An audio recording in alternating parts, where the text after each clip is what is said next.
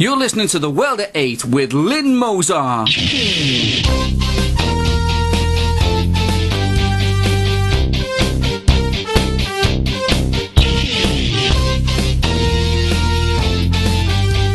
World at 8, the number one in nationalist news. Highlights of the news today, Friday the 13th of April. Huge sonic boom over West Midlands. Replacing police officers with community officers proving unpopular with the public. London University considering stopping sale of alcohol on premises to pander to Muslim students. Australia condemns North Korea for sabre rattling. Euronews with Nick Griffin from the belly of the beast. United Nations condemns internal wars in the Sudan, too late. Syrian troops fired on by rebels when trying to observe ceasefire. Thought for the day, takfir or worse. UK news. 2 Tornado aircraft broke the sound barrier and made a sonic boom which could be heard over a wide area of the West Midlands yesterday. The large bang was heard in Bath, Swindon, Coventry and Oxford and was thought to be an underground tremor. The 2 aircraft and their brave crews were answering a distress call from a helicopter which could have been hijacked by terrorists.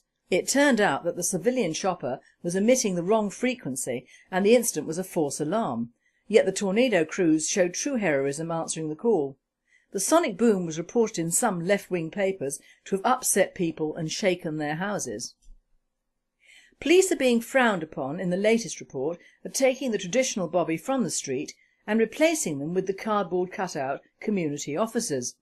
Members of the British public are not best pleased with the idea. London Metropolitan University is considering stopping the sale of immoral alcohol on campus because it offends their Muslim students. The Muslims, who number around 20% of students, have concerns about the selling of booze on campus. Malcolm Gillies, Vice-Chancellor of London Metropolitan University, said students' values were changing. London Metropolitan University could take action because a high percentage of its students, around 20% probably, thought drinking was immoral. Apparently Gillies raised the prospect of an alcohol-free campus after gauging changing values from new students. He was quoted as saying, "It would be unwise to cling to a nostalgic view where the vast majority wanted alcohol to be available and instead take account of diverging views," he told one paper. "Our students come from all over the world and they come with changing balance of values." A spokesperson commented, "Yes, but surely people come to British universities to be educated in the British tradition." What planet is this man on? Once you destroy the traditions of one British university, the rest will follow like sheep to halal slaughter. Euronews with Nick Griffin.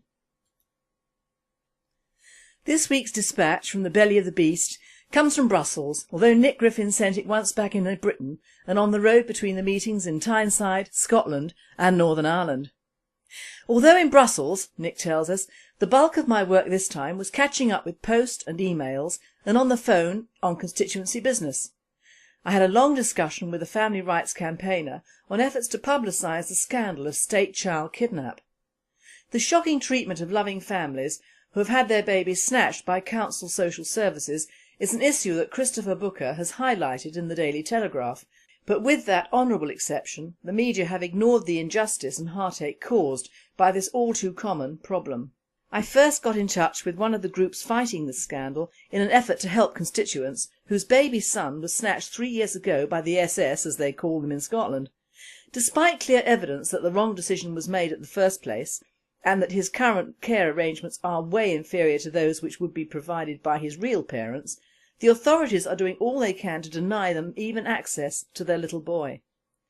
It's cruel beyond belief, and the campaign spokesman gave me enough examples to suggest to me that the driving force behind this is a fundamentally anti-family, ideological bent amongst sections of the social services. This is another area where the issue of the ultra-left common purpose cult keeps cropping up. But whatever the background, it's good to hear that family rights campaigners are organising a demonstration outside Downing Street on July the 27th. We'll be publishing full details of this non-political event in a web article next week, but if you think you can make it, put the date in your diary straight away. On the email front, I had a very interesting exchange with a member of the Norwich Reformed Church about the persecution of its pastor, the Reverend Dr Alan Clifford, and members of his congregation by Labour-run Norwich City Council. Their offence? Distributing a pamphlet entitled "Why Not Islam?", which explains why radicalism and a tendency towards violence is institutionalised within Islam, and highlighting the differences between Jesus Christ and Muhammad. You'll be able to read all about this latest example of Labour bullying ordinary decent people on behalf of Islam on our website shortly too, and there'll be an opportunity for you to take action to help. On the postal front, I received a reply from Parliamentary President Martin Schulz to my questions about the EU's extravagant collection of truly hideous modern art. Fair play to Herr Schulz, as I only wrote him a few weeks ago, whereas I'm still waiting for a response from his predecessor, Jerzy Buzek, to a letter I sent him in December about the total absence of Christian images from Parliament's Christmas cards. Anyway, the key information I've uncovered is that the EU's purchase of 387 quote representative works of modern art unquote, that's overhyped chimpoid junk to thee and me, set back the unfortunate taxpayers a staggering €1,827,501. I'm not sure which masterpiece they spent €1 on. I rather hope it was The Dwarf and Two Sons, which I posted for my Twitter followers when I first raised this issue. I'll be publishing the full text of Herr Schulz's reply shortly online, together with more pictures showing you what these neo-Marxist idiots are wasting your money on. And yes, since you ask, despite imposing austerity for the masses, they're still buying. I was also informed that the value of the collection is currently subject to ongoing valuation by art experts. I'll be writing back to Herr President Schulz suggesting that the quickest and most cost-effective way of getting an accurate valuation is simply to sell the whole lot.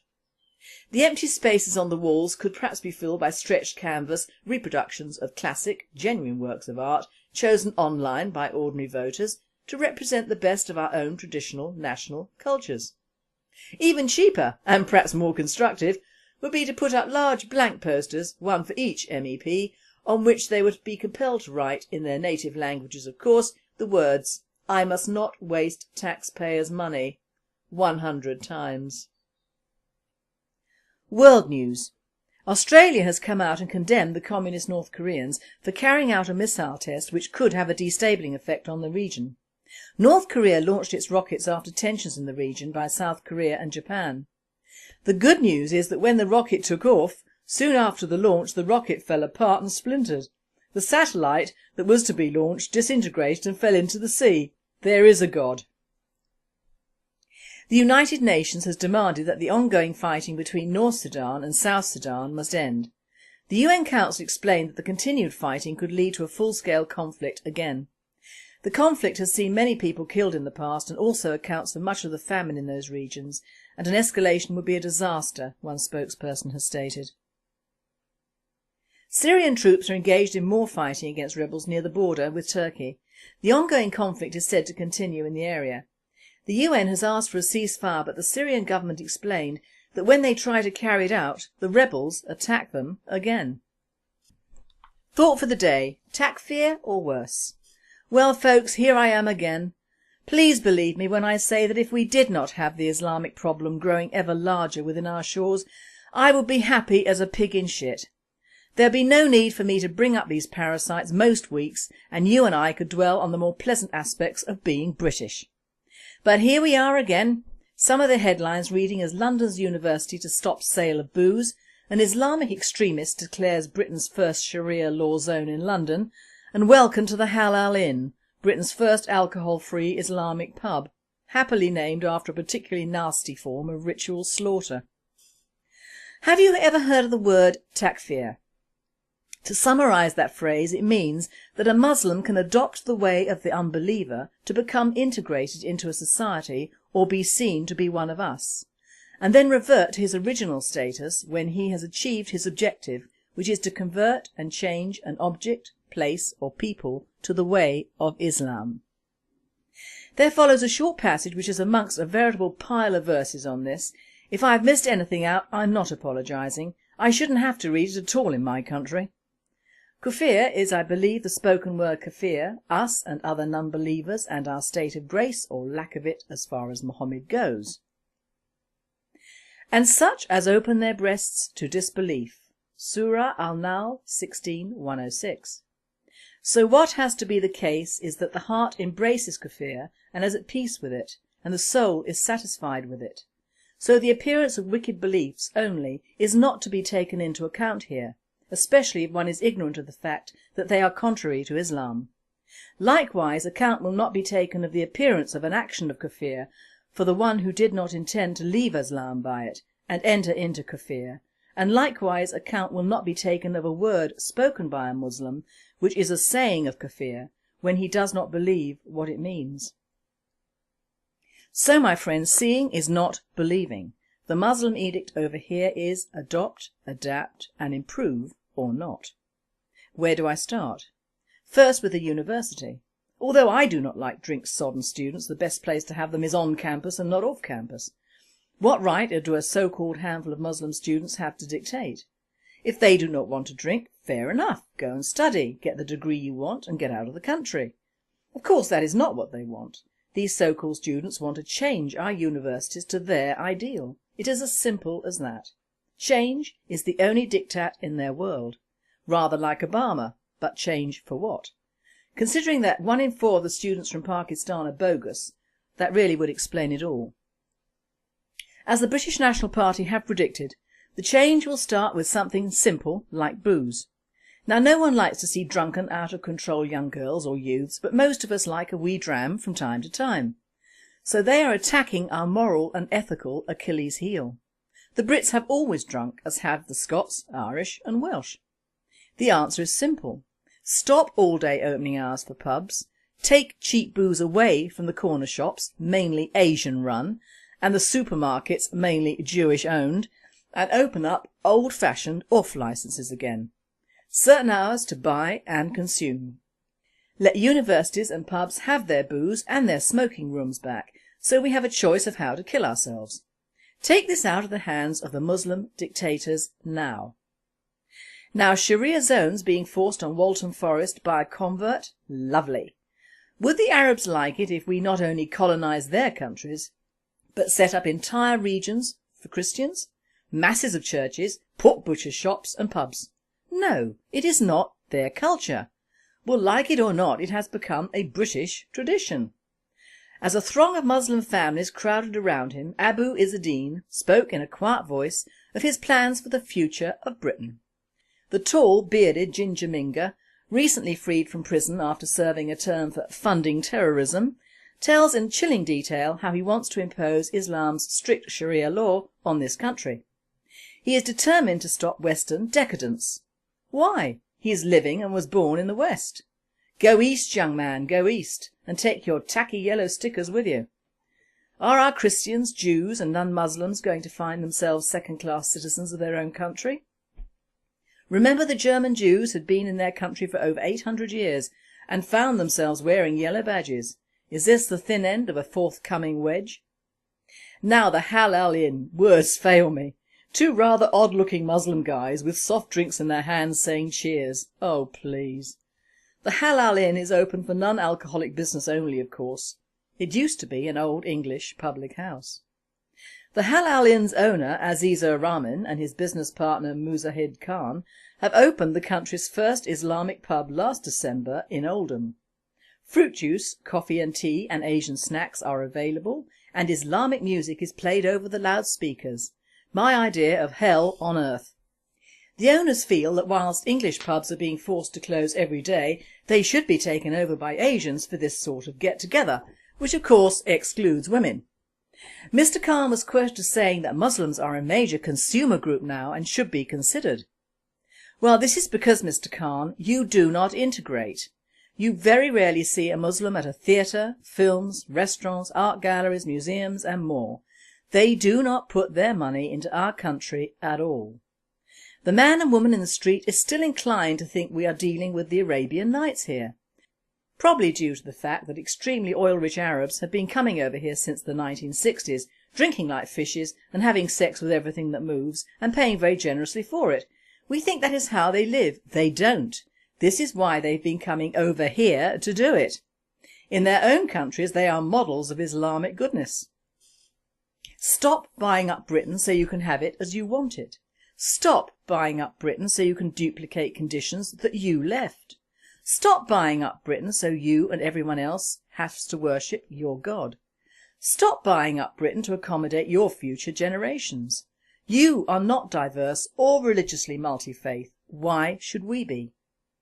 The Muslims in our country are ghettoising themselves voluntarily and willingly. However, they need land and businesses and food to do it, and that is why we, the British, are feeling ever more pressed into a confined space of living, culture and religion. Make no mistake, we are under attack and colonisation, despite what the authorities whimper about diversity, multi-ethnic culture and liberalism. This is supposed to go two ways, not just one way. We are allowing our government, councils, schools, universities, businesses and lifestyle to be changed drastically to suit what is after all supposed to be a minority ethnic community.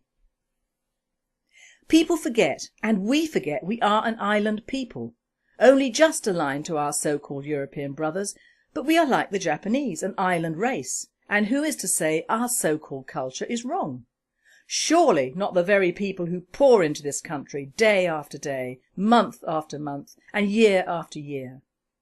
To get a true idea of what the Muslims think of us, read some of their websites. Strange how a religion of peace ties up with a general threatening prose, isn't it? And finally, it's Friday the 13th, and beware if you live in Stoke-on-Trent, for at Victoria Hall in Hanley, a team of ghost hunters are preparing to go hunting for apparitions and other things that go bump in the night. The hall was built to mark the jubilee of the great Queen Victoria around 1890. Prisoners were once jailed at the Great Hall awaiting trial. The hunt is on till 2 a.m, so plenty of time to catch a ghost tonight for those attending. You have been listening to The World at 8. I am Lynn Mozart, and we at Radio Britain wish you all a very happy and safe weekend.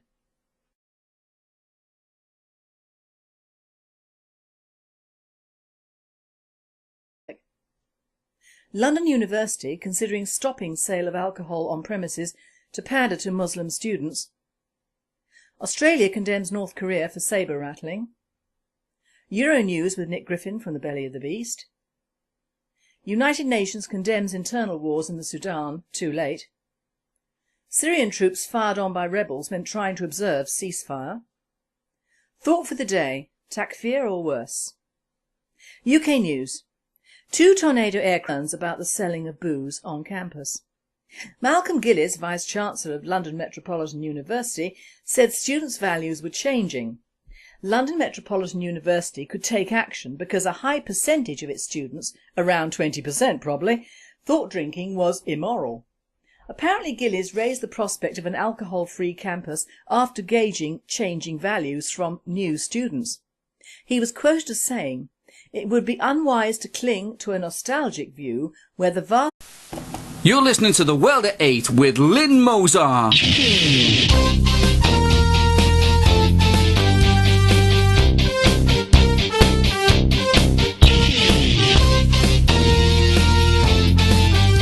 The World at 8, the number one in nationalist news. Highlights of the news today, Friday the 13th of April. Huge sonic boom over West Midlands. Replacing police officers with community officers proving unpopular with the public papers to have upset people and shaken their houses. Police are being frowned upon in the latest report of taking the traditional bobby from the street and replacing them with the cardboard cutout community officers. Members of the British public are not best pleased with the idea. London Metropolitan University is considering stopping the sale of immoral alcohol on campus because it offends their Muslim students. The Muslims, who number around 20% of students, have concern after broke the sound barrier and made a sonic boom which could be heard over a wide area of the West Midlands yesterday.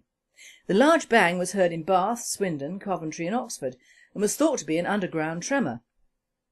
The 2 aircraft and their brave crews were answering a distress call from a helicopter which could have been hijacked by terrorists. It turned out that the civilian chopper was emitting the wrong frequency and the incident was a false alarm, yet the tornado crews showed true heroism answering the call. The sonic boom was reported in some left-wing papers.